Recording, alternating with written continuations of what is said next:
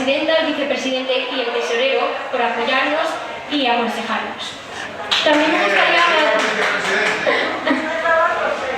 me gustaría agradecer a las distintas personas que han venido a lo largo de estas semanas a aconsejarnos sobre su experiencia, tanto presentando como investigando el cambio climático.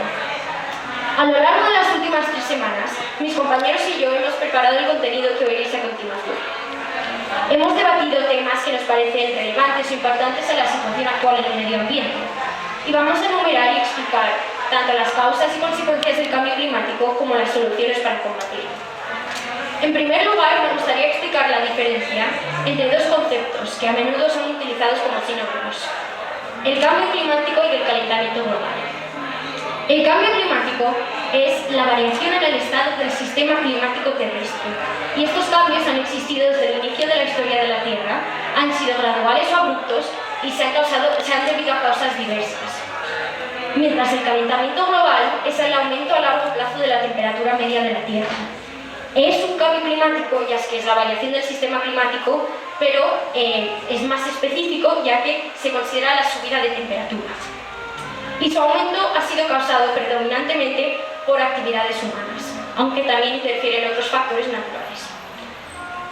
En primer lugar, mis compañeros y yo vamos a hablar y definir y enumerar las causas del calentamiento global. En primer lugar, Mateo nos va a hablar de los gases de efecto invernadero y del efecto que tienen en nuestras vidas. El cual es para nosotros algo esencial, porque lo utilizamos para viajar de un sitio a otro y casi todo el mundo lo usa. Bueno, los motores de este tipo de vehículos emiten una inmensa cantidad de gases contaminantes, tantos que hay algunos que son incluso desconocidos para los científicos. Entre estos se encuentran el monóxido de carbono, el dióxido de carbono, el dióxido de azufre, óxidos de nitrógeno, hidrocarburos y el carbón. Pero el gas que se emite en mayor cantidad y el que es más dañino para nuestra salud es el dióxido de carbono. Este problema que hemos tenido durante estos años de las grandes emisiones de dióxido de carbono se ha mejorado muchísimo, ya que actualmente un coche viejo, como de los años 70, contamina más que 5 coches modernos. Voy a continuar hablando del autobús, el cual transporta miles de personas cada día. A pesar de la creencia popular, un autobús siempre contaminará más que un coche. Lo que pasa es que la gente recomienda más ir en autobús, ya que un autobús con 20 personas dentro contamina menos que 20 coches en los cuales en cada uno hay una persona. Y al igual que los coches, sus emisiones son perjudiciales para nuestra salud pública. Y aunque los autobuses solo representan el 5% de todos los vehículos que hay en España, sus emisiones generan más del 25% de todos los gases de efecto invernadero relacionados al cambio climático en nuestro país. Voy a continuar con los vehículos de carga pesada, los cuales juegan un papel central en nuestras vidas, ya que transportan miles de mercancías desde los puntos de fábrica a los supermercados o nuestras tiendas de consumo diario. Como ejemplo de este tipo de vehículos os puedo decir los camiones cisterna, los cuales vemos mucho por la carretera, los vehículos comerciales o los barcos mercantes, los cuales son los que más contaminan. Aquí, como podéis ver, hay una tabla en la que se muestra el porcentaje de gente que usa cada tipo de vehículo y, como podéis ver, el más usado es el autobús público. Por último, me gustaría acabar diciendo que este problema de las grandes emisiones de dióxido de carbono, del que os he hablado brevemente antes, como he dicho, se ha solucionado muchísimo, ya que ahora contamos con otro tipo de tecnologías limpias, como pueden ser los coches eléctricos o los híbridos. Y se plantea que en los siguientes 20 años se reduzca entre un 50 y 40% las emisiones de dióxido de carbono relacionadas al cambio climático, relacionadas al tráfico en nuestro país. Y ahora Jorge va a hablar sobre la agricultura y ganadería. Buenas tardes, mi nombre es Jorge Novillo Murillo y vamos a hablar ahora de la agricultura y la ganadería. Todos los alimentos que consumimos diariamente han sido procesados y sobre todo transportados de diferentes lugares del mundo hasta nuestros supermercados, como ha mencionado Nacho anteriormente. Principalmente la agricultura y la ganadería generan dos principales problemas en el medio ambiente, que son la sobreexplotación y destrucción de hábitats naturales y la empleación de técnicas no naturales en la agricultura y en la ganadería. En cuanto a la sobreexplotación y destrucción de hábitats, me refiero a que la mayoría de los bosques se utilizan para medios, para cultivar campos o para uso de ganado, para que pasten el ganado. Y después las técnicas no naturales principalmente son el uso de pesticidas o el uso de abonos ricos en hidrógeno, que después generan mucha cantidad de gases de efecto invernadero a la atmósfera. Y no son naturales los abonos ricos en hidrógeno, los hemos creado nosotros. Bien, la imagen de abajo a la izquierda representa el porcentaje de gases de efecto invernadero y vemos que el 30% del total está generado por la agricultura y la ganadería, que se reparten a mitad. Después, la imagen de arriba a la izquierda representa el agua dulce total de la tierra y el 72,3% se emplea para la agricultura. Y aunque la ganadería no esté representada ahí, más del 70% de los productos agrícolas se utilizan para alimentar al ganado, entonces está muy relacionado. Y por último, la última imagen que hay abajo a la derecha representa las emisiones de gases de efecto invernadero que genera cada tipo de animal en general. Y la vaca, como vemos, es el más contaminante. Bien, ahora Paloma nos va a explicar la revolución industrial. Hola, buenos días, soy Paloma Andrados y voy a explicar un episodio bastante trascendente en lo que fue la influencia y lo que es la influencia del cambio climático y el calentamiento global a nivel humano. Bueno, para empezar, la revolución industrial empezó con la invención de la máquina de vapor en 1712. Hay 4 factores que son los más significativos a la hora pues, de lo que estamos hablando, ¿no? Del cambio climático y del calentamiento global, que son la subida de la población, los medios de transporte, la sobreproducción y el exceso de CO2. Antes de la revolución industrial, todas las personas vivían en el campo, eran campesinos, pero fueron sustituidas por máquinas, como todo el mundo sabemos. Entonces, todas estas personas se mudaron a las ciudades. Todas las emisiones que emitían estas personas se juntaban con las fábricas en las que trabajaban. Y estas emisiones estaban concentradas en núcleos, pero en el campo seguía habiendo el CO2 y todos estos gases, porque las máquinas que se habían introducido nuevas también contaminaban bastante. En cuanto a los medios de transporte, no solo era la manera de producirlos, sino también las emisiones que soltaban, sobre todo como había sobreproducción y había muchísima más gente y muchísima más globalización, tenían que transportar los productos y las personas de un lugar a otro. Como ha dicho Nacho, tenían que transportarlos, ¿no? El barco fue uno de los medios de transporte que se inventaron y es el responsable del 3% de las emisiones de CO2 en todo el mundo. En 2007 emitió más de 1 millón de toneladas de CO2 a la atmósfera, pero también es responsable de la acidificación de océanos y sueltan otro tipo de partículas contaminantes para el mar y para nosotros mismos. En cuanto a la sobreproducción, no solo subieron los productos para las personas, sino también en la minería. Se sobreexplotó para el carbón, que era usado para impulsar la máquina de vapor, y también otros metales. Luego, en cuanto a los excesos de CO2. Antes de la revolución industrial, el CO2 formaba un 0,03% de la atmósfera. Todos los gases y partículas que forman la atmósfera están divididos por partes por millón, que lo veremos en una de las gráficas que nos va a enseñar Jorge. En solo la revolución industrial subió 100 partes por millón, o sea, un 0,04% de la atmósfera era CO2, lo cual es bastante importante. Todos estos procesos son naturales, sobre todo teniendo en cuenta el ser humano, pero el problema es que pasaron de manera bastante grande y bastante rápida. Y la Tierra y nosotros hemos podido adaptarnos todavía. Ya en el siglo XIX, en 1800, sobre todo en 1860, se empezaba a hablar del efecto invernadero, que también nos hablaba Jorge, y de lo que le causaba, que nos ha hablado Mateo antes. Ahora Gigi nos va a hablar de la deforestación, que es una de las causas que más afecta al cambio climático y que nosotros hemos causado. Hola, buenas tardes. Me llamo Ginebra López y voy a hablar sobre la deforestación. La deforestación es la eliminación de un bosque para el uso urbano. Las consecuencias mayormente son negativas, ya que la tasa de deforestación equivale a 20 campos de fútbol por minuto. Se estima que en 100 años, si seguimos así, ya no quedarán más selvas tropicales en la Tierra. Además, dañan a los ecosistemas, ya que muchas especies pierden su hábitat y se estima que 24.000 especies se extingan para el próximo cuarto de siglo. Además, afecta al cambio climático, ya que los bosques absorben CO2, pero si se destruyen, pues se convierte en una fuente liberando esos gases a la atmósfera, produciendo el efecto invernadero.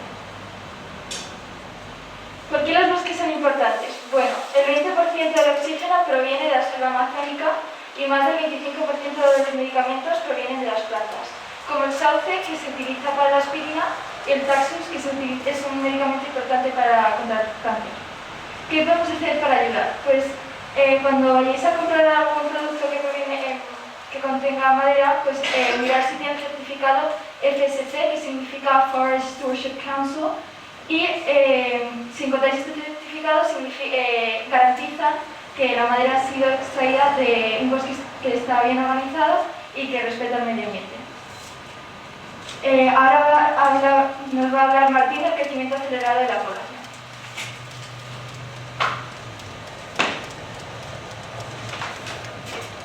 Buenos días, muchas gracias por venir. Soy Martín Sorzábal y bueno, os voy a hablar un poco del crecimiento de la población. Bien, ¿qué es el crecimiento de una población? Pues es el cambio de individuos por unidad de tiempo en un lugar determinado y se mide con la tasa de crecimiento demográfico, que la tenemos ahí, y es el tamaño de la población actual menos el tamaño de la población en el pasado entre el tamaño de la población en el pasado. Y si el resultado que sale de hacer esa operación es positivo, es que la población está creciendo. Bueno, pues si una población está creciendo a un ritmo muy rápido, suponemos que en algún momento llegará a sobrepoblación o superpoblación, que son sinónimos. Pues es interesante este concepto porque la sobrepoblación no es un concepto matemático. No es que para X metros cuadrados solo pueda haber cierta densidad de personas y si hay más individuos pues es sobrepoblación. No, la sobrepoblación es una condición en la que una densidad excesiva de población ocasiona un empeoramiento de las condiciones de vida de los individuos de esa población y un empeoramiento del entorno donde está viviendo esa población. Esto lo que quiere decir es que no es un concepto matemático, sino un concepto de gestión de recursos. Así que la sobrepoblación es responsabilidad nuestra, nosotros podemos manejarlo. Bien, ahora quiero hablar de qué factores han intervenido para que se dé el crecimiento demográfico actual de los humanos. Y en primer lugar, lo más importante, como ya ha explicado mi compañera Paloma, es la revolución industrial. Porque la revolución industrial ha traído unos avances científicos, por ejemplo, en producción de medicamentos, que han reducido mucho la mortalidad. Y también la revolución industrial ha hecho posibles los avances en la producción de alimentos, que son mi segundo punto importante. Con semillas más resistentes y plaguicidas, la producción de alimentos ha mejorado mucho y ha aumentado mucho, lo que también ha reducido la mortalidad, pero también ha aumentado la natalidad. Y si hacemos el cálculo rápido de nacimientos menos defunciones, siempre sale positivo, lo que quiere decir que la población siempre está creciendo y cada vez más rápido. Bueno, ahora que querría hablar un poco de qué efectos negativos puede tener la sobrepoblación sobre el medio ambiente. Y lo primero es bastante obvio, es el agotamiento de recursos naturales esenciales, como hablará más tarde Gigi en su presentación. Y la cosa es que se agotan nuestros recursos porque somos más población y consumimos más. Pero cuando consumimos más, también estamos consumiendo más combustibles fósiles, estamos quemando más combustibles fósiles. Y eso lo que hace es acelerar el calentamiento global. Y el calentamiento global, a su vez, acelera el agotamiento de los recursos naturales esenciales. Así que es como una pescadilla que se muerde la cola. Y bueno, con estos dos puntos puedo llegar a mi última conclusión, que es que habrá un mayor coste de vida. ¿Por qué? Pues porque hay una creciente demanda provocada por el incremento de la población, pero una decreciente oferta provocada por el agotamiento de recursos naturales esenciales. Y eso hace que aumente el coste de vida. Bien, ahora vamos a hablar un poco de las consecuencias del calentamiento global y va a empezar mi compañero Jorge Novillo explicando la subida de temperaturas.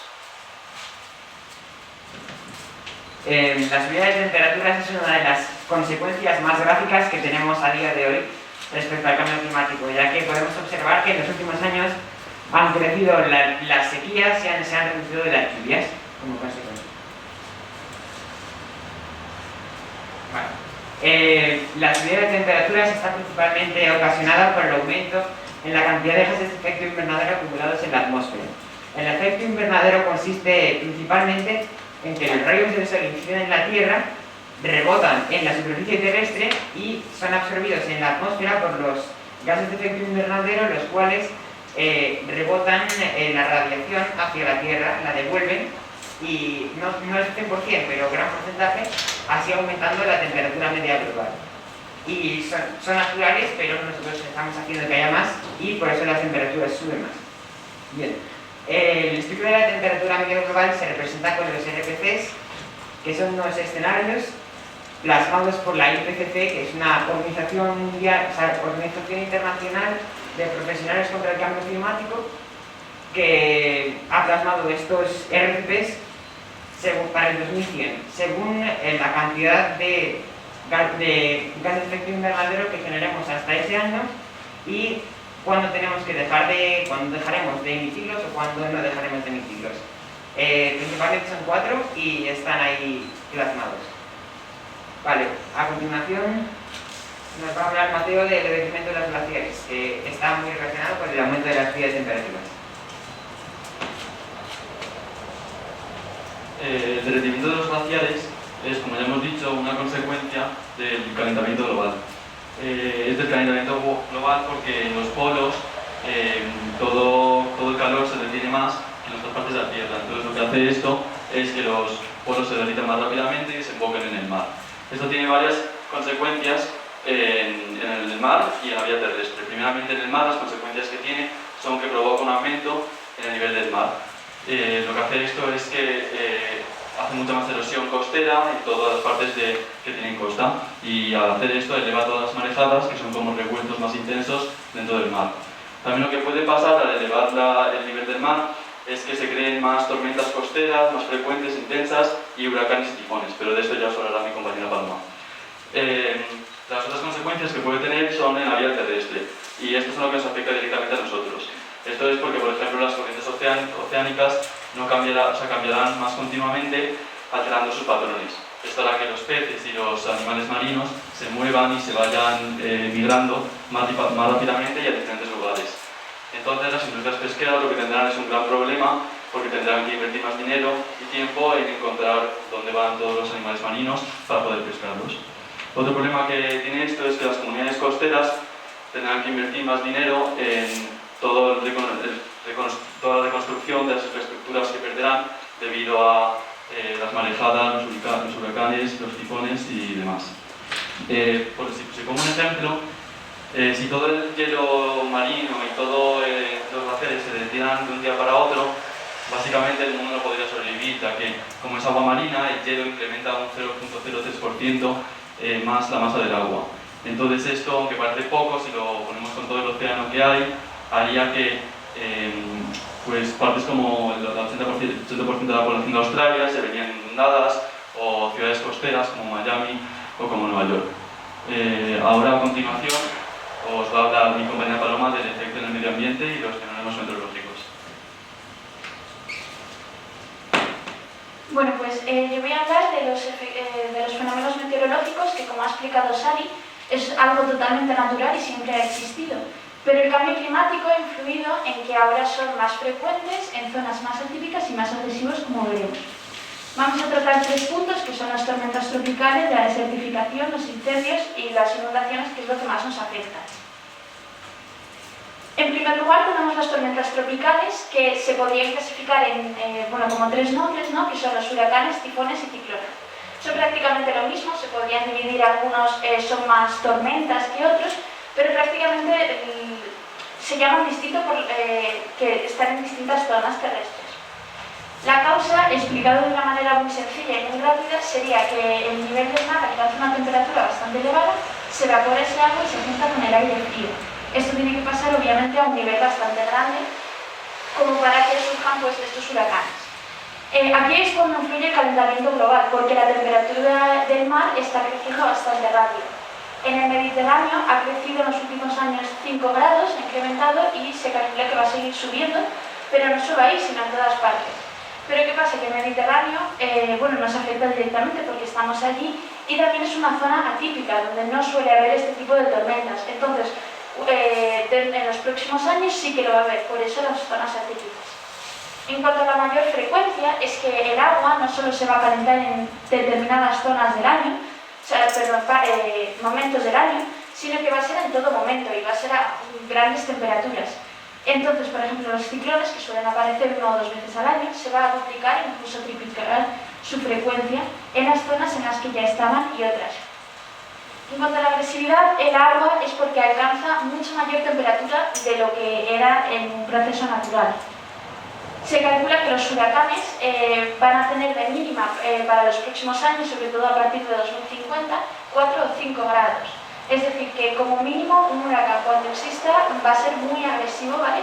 Porque 4 o 5 grados son unos niveles de huracán bastante grandes que pueden arrasar muchas zonas humanas o lo que sea, y pueden causar bastantes daños.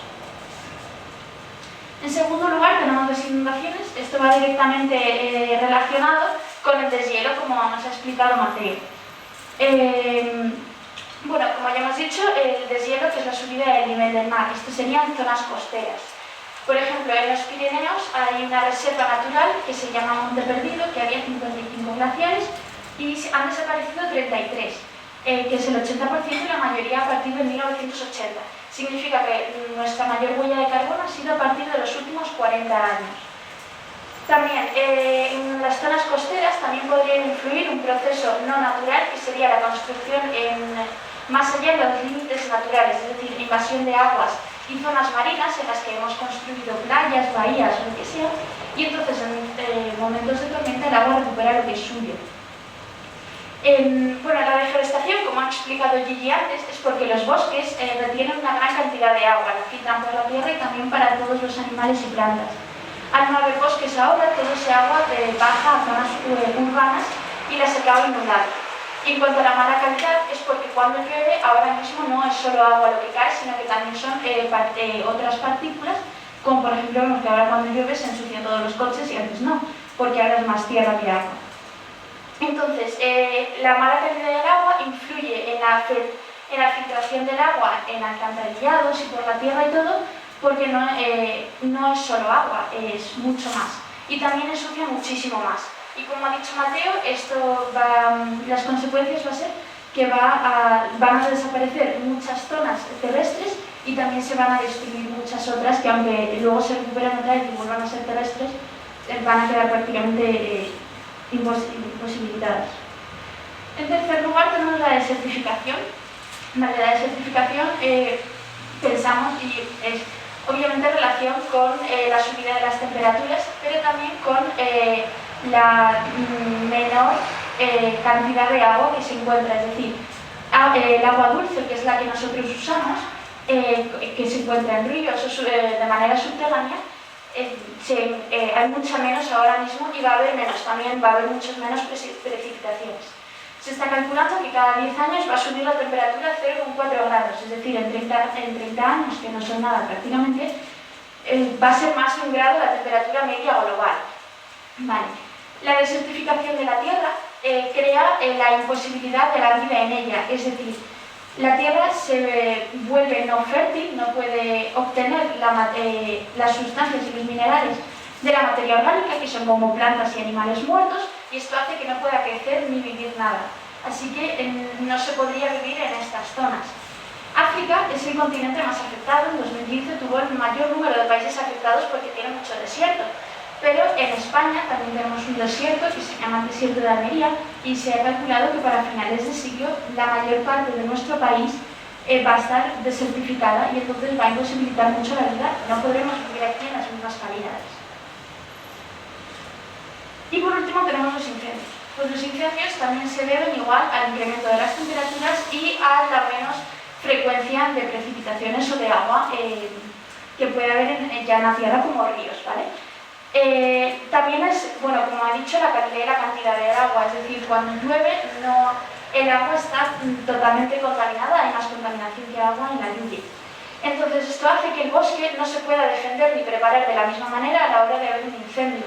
No tiene los recursos necesarios, las defensas como para poder controlarlo, y van a ser mucho más grandes y agresivos y sobre todo frecuentes los incendios y entonces más difíciles de apagar. En las consecuencias, al igual que la contaminación del agua dificulta la preparación y la defensa, también es la recuperación. Esto hace que pueda haber otro incendio en la misma zona o en zonas unos años después, sí, porque no se puede recuperar de la misma manera porque no tiene el mismo agua, no tienen las mismas sustancias. Y también destruye la fauna y la flora que viven allí y las personas que puedan llegar a vivir allí. Bueno, ahora Gigi nos va a hablar del agotamiento de recursos naturales, que es lo que más nos afecta a los seres humanos en el cambio climático. Vale, pues como ha mencionado Paloma, voy a hablar sobre el agotamiento de recursos naturales que ocurre cuando se consumen a un ritmo más rápido que se pueden reemplazar. Las causas son por la superpoblación, el consumo del agua, la sobrepesca, el consumo de los combustibles fósiles y las malas prácticas agrícolas. Como ha mencionado Martín, la superpoblación, el aumento de la población aumenta la necesidad de recursos y las condiciones necesarias para mantenerlas. Por lo tanto, el agotamiento de recursos seguirá mientras que la población mundial siga aumentando. El consumo del agua. El agua es un recurso esencial para sobrevivir en la vida cotidiana. El agua subterránea no se considera renovable, pero es el 98% de todo el agua dulce. De los 22,6 millones de kilómetros cúbicos de agua subterránea, solo el 0,35 son renovables. La pesca. La pesca no es un fenómeno nuevo, pero sí que lo fue en el siglo XIX cuando empezó a afectar la Tierra. En el 1989 las capturas rondaban los 90 millones de toneladas y muchas especies estuvieron al borde de la extinción. Una de las más afectadas fue la ballena, ya que usaban su grasa para las lámparas de esa época. Un estudio sobre los datos relativos a las capturas predijo que si los índices se mantuviesen así, la pesca mundial de todas las especies se desplomaría para el año 2040. Hay motivos de esperanza, pero la pesca ilegal y la explotación insostenible todavía abundan en la industria. El consumo de los combustibles fósiles. Los combustibles hacen un gran impacto en el medio ambiente y en nuestra salud, ya que contaminan mucho por el dióxido de carbono y el monóxido de carbono, produciendo el efecto invernadero. Y por último, las malas prácticas agrícolas. Los seres humanos estamos causando mucho estrés a la tierra. Las malas prácticas de manejo del suelo y el uso de maquinaria pesada y las pesticidas dañan al suelo, lo que lo hace más difícil para que las plantas puedan crecer. Os he puesto un ejemplo de la extracción de aceite de palma, que además de ser malo para nuestra salud, ya que tiene muchas grasas saturadas, es malo para el medio ambiente porque para extraerlo tienen que quemar bosques enteros donde viven seres vivos, como el orangután, que es uno de los más afectados.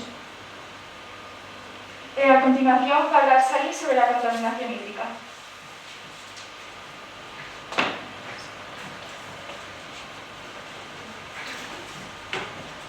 La contaminación hídrica se produce principalmente por los residuos vertidos, los fertilizantes, los pesticidas y más sustancias químicas que desembocan en las aguas dulces y acaban llegando a las aguas saladas. Aunque esta contaminación del agua se puede producir por recursos naturales como la ceniza de un volcán, es causada principalmente por acciones humanas. Se da principalmente por la liberación en el agua de residuos industriales, por los derrames de petróleo, por la contaminación de CO2 en las aguas y por el uso de pesticidas en la agricultura. La contaminación de CO2. Los mares o los cuerpos de agua ocupan un 71% de nuestro planeta y casi de la mitad del CO2 generado por actividades humanas en los últimos 2 siglos se ha incorporado a ellos. Entonces absorben tanto CO2 y tanta energía del sol que sus temperaturas han subido drásticamente y se ha notado especialmente en los últimos años. Ahora, otra causa principal es los desechos industriales cuando llegan al mar.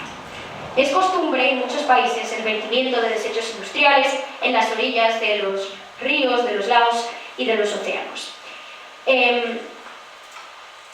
Especialmente se genera esto cerca de las ciudades y de las industrias. El vertido de estos desechos, especialmente cuando son sólidos, como el plástico, que no es renovable, causa la asfixia en muchas especies como las aves, los cetáceos y los peces. Otra causa principal es el uso de pesticidas en la agricultura. Esta causa no solemos tenerla muy en cuenta y no pensamos que tiene gran papel en el calentamiento global, pero sí es bastante impactante.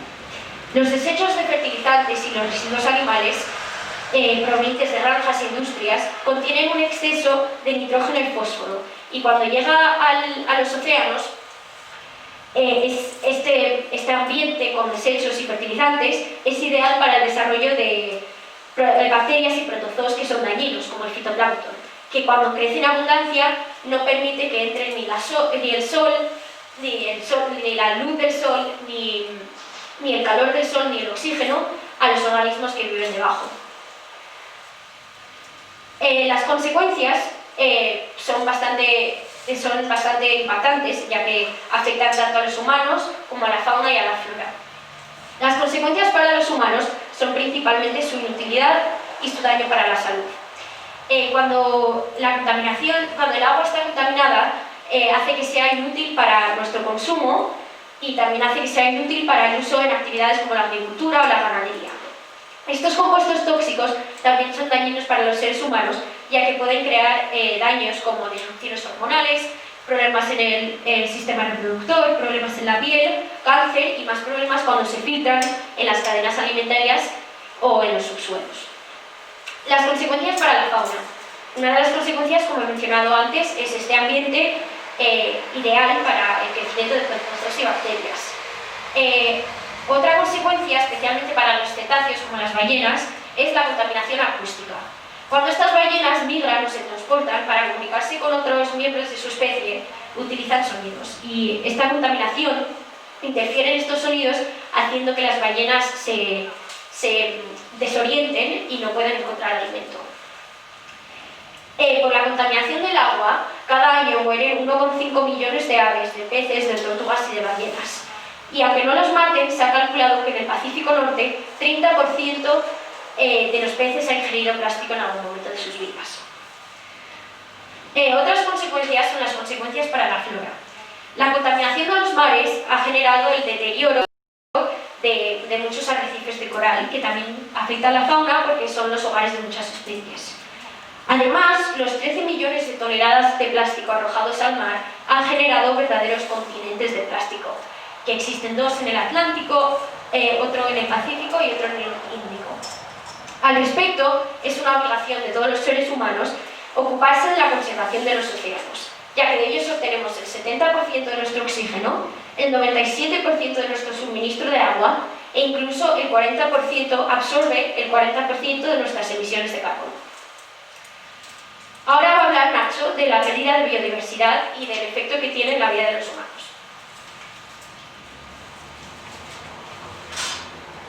Primero voy a empezar diciendo lo que significa la pérdida de biodiversidad. Bueno, pues esta se refiere a la desaparición o disminución de la diversidad de seres vivos que hay en nuestro planeta, es decir, la variedad de especies que hay. Y esta diversidad biológica está organizada en 4 niveles distintos, los cuales son plantas, animales, hongos y microorganismos. ¿Por qué perdemos biodiversidad? Pues como ha dicho Jorge, la principal causa de la pérdida de biodiversidad es la destrucción de los hábitats naturales, ya que, por ejemplo, al destruir selvas, bosques o matorrales y transformarlos a carreteras, presas o zonas urbanas, destruimos el hábitat de miles de especies y estas, buscando un nuevo sitio estable para vivir, pues no se adaptan y acaban muriendo. Un factor clave en la pérdida de biodiversidad es la extinción. ¿Qué es la extinción? La extinción es la desaparición definitiva de alguna especie sobre nuestro planeta. Es un proceso irreversible y hace miles y millones de años ya se producían extinciones naturales, pero en los últimos años y décadas ha habido más extinciones debido a por la acción directa o indirecta del hombre. En los últimos 50 años se han extinguido 90 especies y actualmente un 40% de las miles y millones de especies que en nuestro planeta están en peligro de extinción. ¿Cuándo una especie se considera extinta? Pues cuando han pasado 50 años sin que se haya visto un ejemplar de dicha especie en estado salvaje. Así es como lo define la Unión Mundial de la Naturaleza. ¿Cómo nos afecta a nosotros la pérdida de biodiversidad? Pues como podéis ver aquí, a menos biodiversidad, más enfermedad. ¿Cómo sucede esto? Bueno, pues los virus y bacterias, los cuales producen las enfermedades, conviven todos juntos en una simbiosis perfecta o estable con otras bacterias, y nosotros, al destruir esos hábitats, pues las bacterias ya no pueden estar en un lugar tan estable, entonces vagan por las ciudades o por otros sitios buscando un lugar con características similares al sitio donde estaban antes, y en esa búsqueda pues llegan a nosotros y nos producen las enfermedades.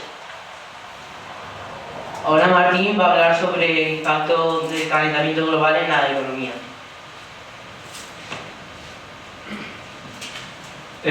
Bueno, querría hacer una pregunta. ¿Hay algún catedrático de economía en la sala? ¿O alguien que le interese la economía? ¿No? ¿Y alguien cree que me puede dar la definición de economía? ¿No?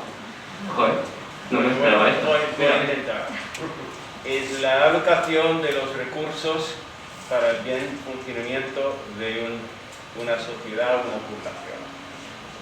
¿Cómo te llamas? Steven. Pues Steven lo ha dicho bien, realmente, bastante bien. La definición de economía es la ciencia que se encarga de la gestión de recursos, que es básicamente lo que dice Steven, así que muy bien. Por eso yo opino que nuestro modelo económico es lo primero que tenemos que cambiar si queremos afectar positivamente al calentamiento global, porque el calentamiento global es principalmente un problema de gestión de recursos. Actualmente estamos en un modelo capitalista, lo que quiere decir que la mayor parte de los medios de producción, fábricas, terrenos, las empresas, que las empresas son privadas y se financian con el dinero de inversores. Los inversores a lo que se dedican es a poner su dinero en fondos, en proyectos, y luego esperan que de los beneficios que ha obtenido esa empresa gracias a los fondos de los inversores, pues se hagan dividendos y ellos llevarse parte. Ponen dinero para recibir dinero a cambio. Eso es lo que hacen los inversores. Bien, pues sabiendo esto, creo que ya puedo hablar un poco de cómo afectará el cambio climático a la economía. Y el primer punto que analizo es el de contracción. ¿Por qué? Nuestro modelo económico actual necesita mucha estabilidad y sobre todo mucha estabilidad en nuestro entorno. De lo contrario, habría una desconfianza de los inversores. Voy a explicarlo un poco mejor. Si continuamente hay fenómenos meteorológicos extremos que acechan con destruir las cosechas o con provocar grandes sequías, pues los inversores no están seguros de si poner dinero en una empresa por miedo a que la empresa no vaya a poder producir lo que esperaba y no vaya a poder generar los beneficios que esperaba. Entonces los inversores, por miedo a perder su dinero, tienen desconfianza y no ponen su dinero en proyectos. Y si no ponen su dinero en proyectos, las empresas cierran. Y si las empresas cierran, ya no tienen necesidad de contratar a trabajadores. Y si hay mucho paro, la pobreza también es muy grande.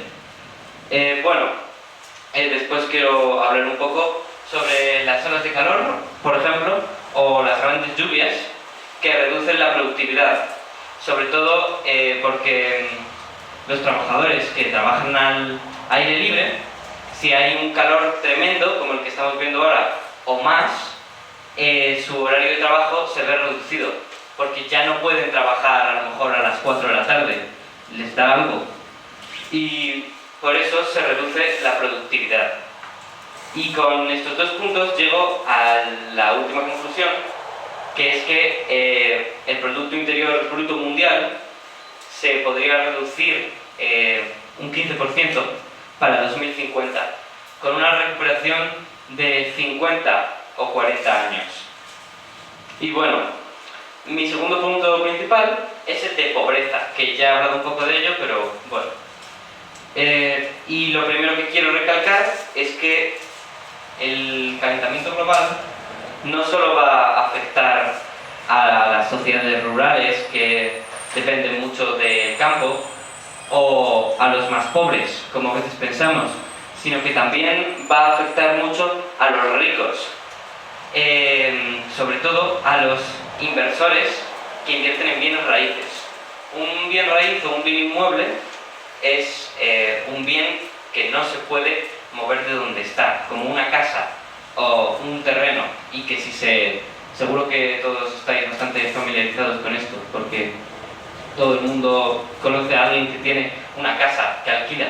Pues eso es como un bien inmueble, y si se mueve de sitio, pues pierde prácticamente todo su valor. ¿Y cómo afecta el cambio climático a los inversores de bienes inmuebles? Pues, por ejemplo, hay un inversor que durante todo el año ha estado poniendo su dinero en un terreno donde luego una empresa va a plantar maíz, y él espera que la empresa plante mucho maíz, tenga un gran beneficio y le den parte de ese beneficio y él pues gane mucho dinero. Pero lo que sucede es que con el cambio climático hay unas grandes lluvias que destrozan ese terreno, lo hacen incultivable, y entonces no se cultiva nada de maíz. Pues ¿qué ha pasado? Que ese inversionista no solo es que no vaya a ganar ningún dinero, sino que todo el dinero que ha invertido en ese terreno con la confianza de que se le vaya a devolver el beneficio, pues no va a pasar. Todo ese dinero lo ha perdido, nadie se lo va a devolver. Sus beneficios son negativos. Y así afecta más o menos a los inversores de bienes raíces. Después, dentro de la pobreza, querría hablar del concepto de inflación. La inflación es la subida generalizada de los precios. Y voy a explicar un poco cómo se podría producir.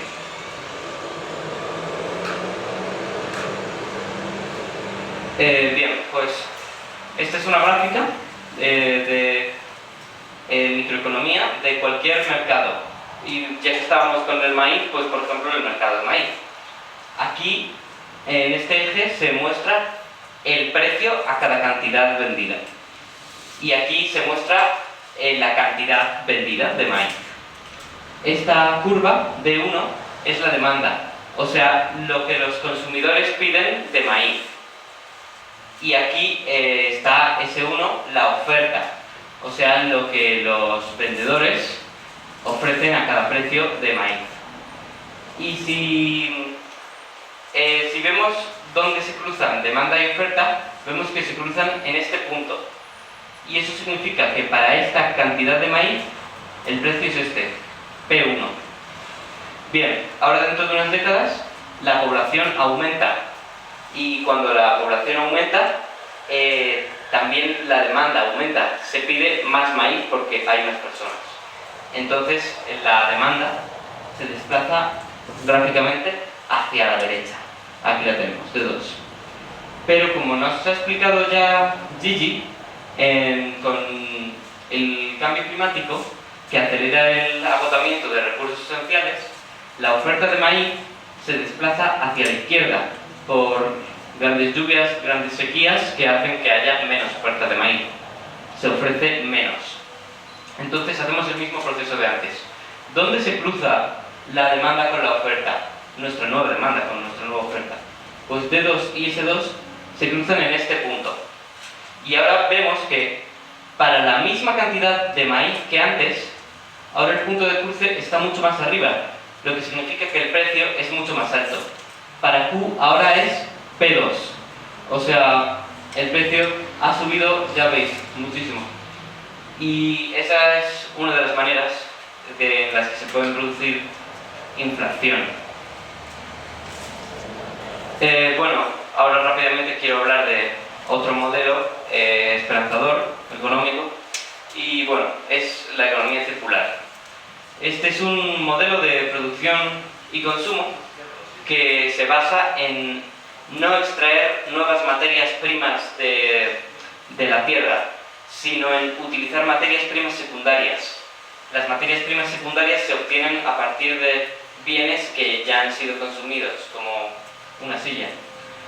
Por eso, los principales puntos de este modelo económico son las 4 R's de reparar, reutilizar, reparar, renovar y reciclar.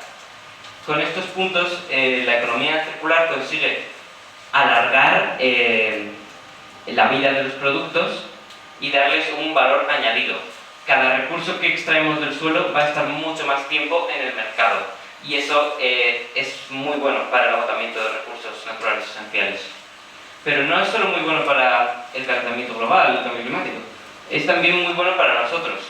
Por ejemplo, se prevé que si ahora mismo en la Unión Europea implantamos un modelo de economía circular, para 2030 el PIB podría aumentar un 0,5% y podría haber una creación de 700.000 nuevos puestos de trabajo para 2030 también en la UE, lo que sería muy bueno para nosotros. Y obviamente pues un ahorro monetario de los consumidores.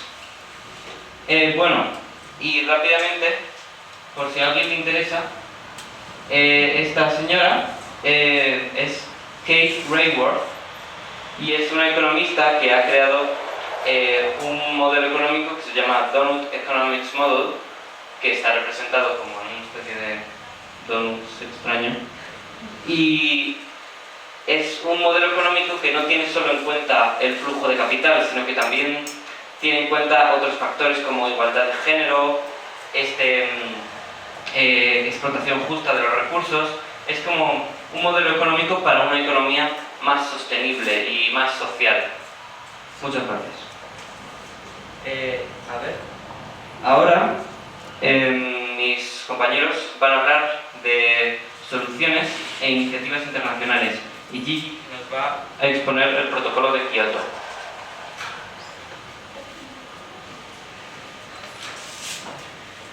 Voy a hablar sobre el protocolo de Kioto, que es el protocolo de Kioto es un acuerdo internacional en que los países firmantes entre los años 2008 y 2012 aceptan reducir las emisiones de gases contaminantes a un 5%. ¿Por qué se llama así? Bueno, se llama así porque se adoptó en Kioto, Japón.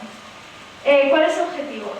Su idea es que los ecosistemas se adapten de una forma natural más que frenar el cambio climático. Al principio, en el 1997, no eran muchos países que estaban dentro, pero ya en el 2001 había 180 países. Pero luego se fueron muchos como Canadá, Estados Unidos, Nueva Zelanda y Japón, aunque afortunadamente volvieron junto con otros que contaminaban mucho como China, Brasil y India, aunque Estados Unidos se quedó fuera por la nueva presidencia. ¿Qué ha hecho hasta ahora? Este protocolo ha impulsado a varios gobiernos a establecer leyes y políticas para cumplir sus compromisos y a empresas a tener en cuenta el medio ambiente a la hora de tomar sus decisiones para ello.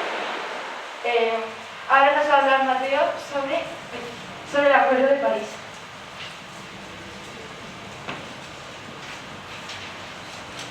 El Acuerdo de París es el primer acuerdo internacional que está políticamente vinculado al cambio climático.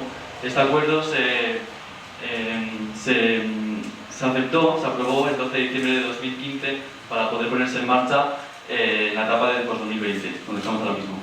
La estrategia que tiene este acuerdo es principalmente trabajar en equipo entre todos los países para poder mitigar y para poder adaptarse a las consecuencias del cambio climático. Para hacer ello, el Acuerdo de París hizo 6 principales elementos.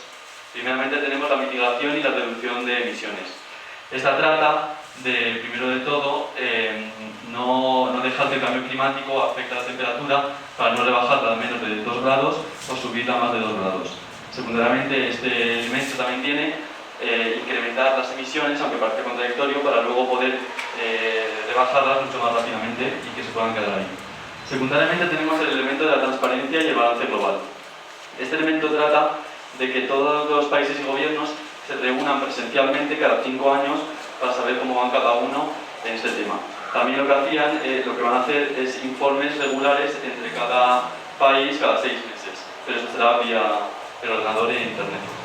Por último, lo que tienen este elemento es evaluaciones entre cada gobierno para llegar a un sólido mecanismo de transparencia y rendición de cuentas.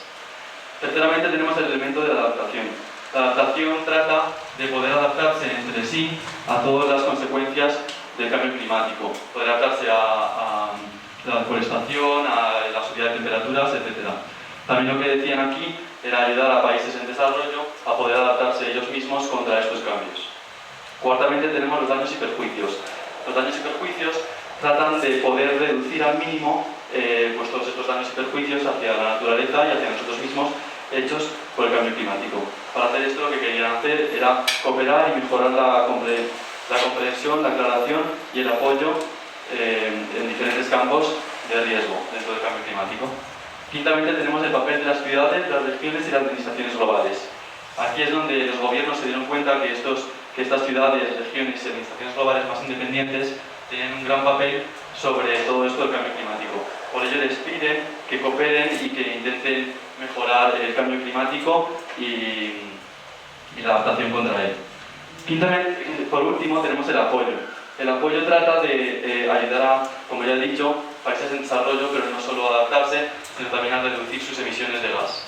Y por último, lo que tiene el apoyo también es el poder sensibilizar, educar e informar a toda la población sobre el gran problema en el que estamos metidos ahora mismo. Por último, Jorge va a explicar las medidas tomadas por España contra el cambio climático.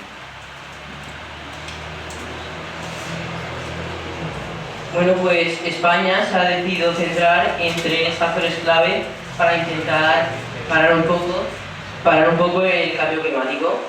El primer factor es la descarbonización, el cual es un proceso muy eficiente para frenar el cambio climático, ya que emite una gran cantidad de gases de dióxido de carbono. Estamos en un momento ideal para cerrar este tipo de centrales, ya que se ha declarado que en los últimos años hay un exceso de este tipo de centrales en España. Voy a continuar hablando de la reforma de edificios.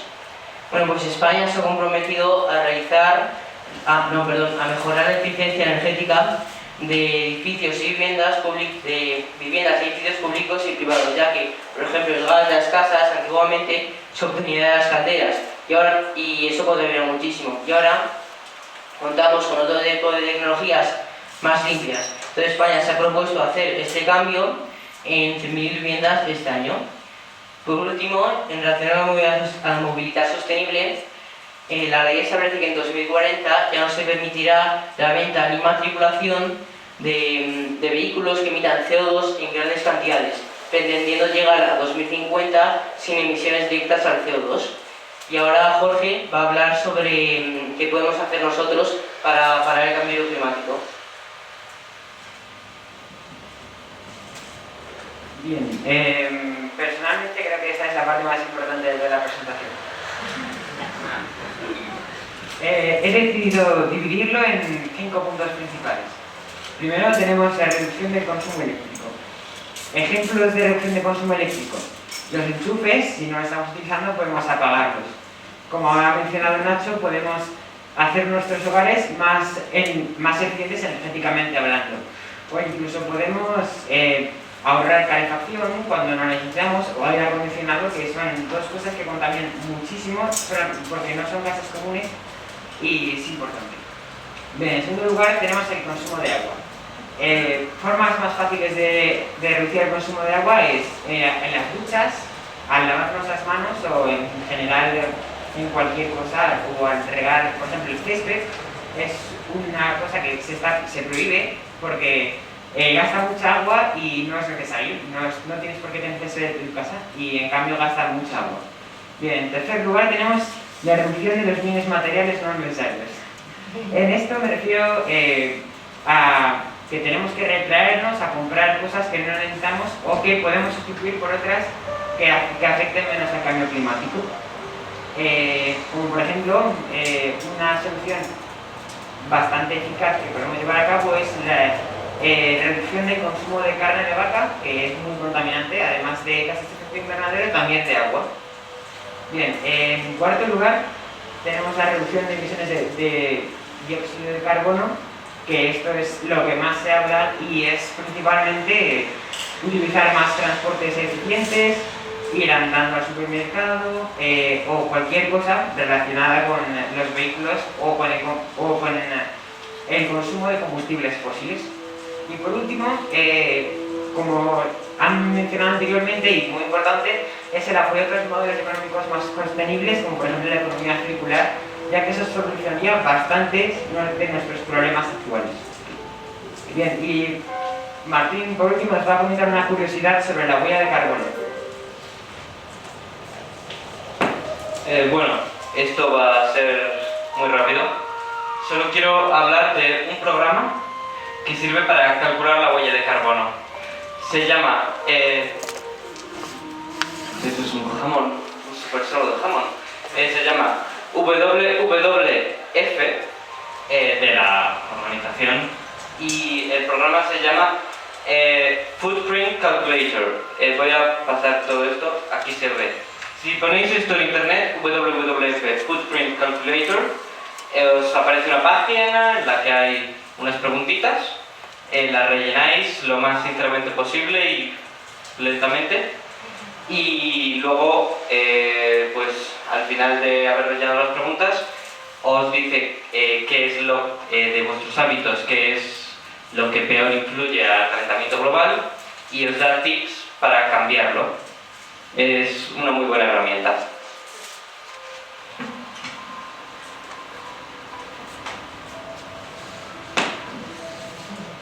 Después de estas semanas de reflexión e investigación, hemos concluido todos que este cambio climático es verdaderamente una crisis. Desafortunadamente, no estamos manejando esta crisis con la misma iniciativa y el mismo esfuerzo como combatimos otras que realmente son menos urgentes. Los países que tienen el poder de evitar el cambio climático son aquellos que generalmente están afectados menos por ello, mientras los países menos desarrollados y con menos poder de cambio se ven más afectados por ello, ya que tienen habitantes que viven en torno a actividades como la pesca o la agricultura y de ahí sacan su alimento y su trabajo. Y cuando estos recursos se agoten y estos hábitats se destruyan, su vida cambiará drásticamente.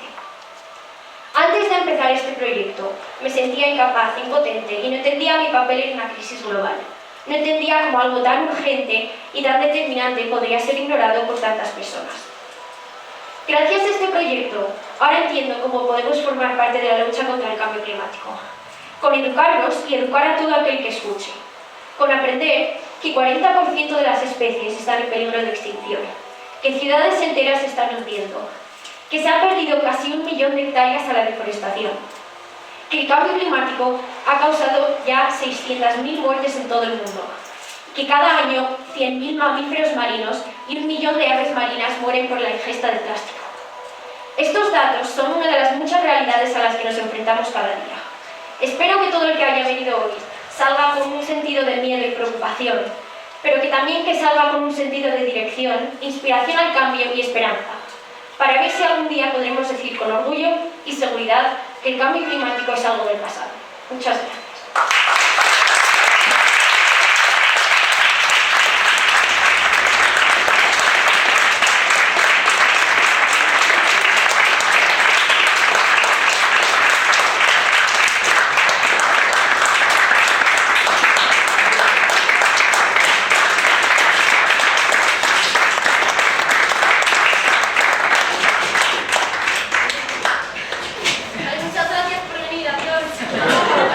Bueno, muchísimas gracias. Espero que todos nos llevemos algo interiorizado de esta, no solamente de esta hora de charla, sino de estas 3 semanas que, como habéis visto, se ha dejado todo en el estudio que han hecho. Como un pequeño recuerdo, vamos a dar unos diplomas que ahora a lo mejor lo veis, pero luego seguro que dentro de 20 o 30 años os pueden hacer mucha gracia y lo podéis incorporar a vuestro currículum, y si alguien necesita algún tipo de justificación mayor o de competencias que se han llevado a cabo, me lo pedís y os lo hago. Gigi.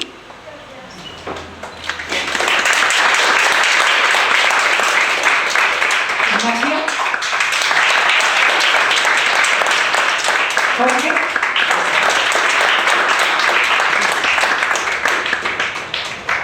Martín. Mateo. Paloma.